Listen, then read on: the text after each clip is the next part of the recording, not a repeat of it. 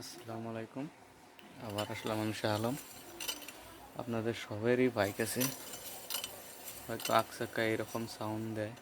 আপনারা হয়তো বুঝতে পারেন না কী প্রবলেমের জন্য এই সাউন্ডটা দেয়।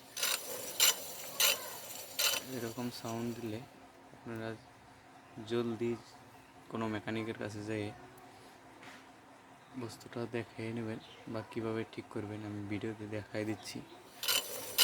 আপনারা চাইলে এরকম করে আমার কাছে এসে প্লাটিনা 110 গিয়ার সামনের চাকায় সাউন্ড করে। আসলেতে কিসের জন্য সাউন্ড করে আপনারা সম্পূর্ণ দেখে নেবেন বা শিখে নেবেন। তার জন্য ডিসটা খুলে নিতে হবে। আমি এটা খুলে নেই এবং আপনাদেরকে দেখাবো কিসের জন্য সাউন্ডটা করে। জাস্ট দুটো নাটটাকে খুলে নেবেন।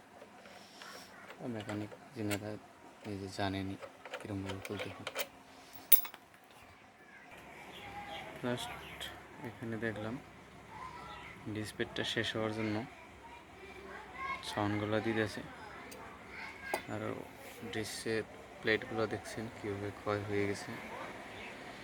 তার আগেই আপনারা সাউন্ড করার আগেই আপনারা ডিসপ্লেটগুলো চেঞ্জ করে নেবেন। জাস্ট আমি এখন ডিসপ্লে খুলে চেঞ্জ করে দেখাবো আপনাদের।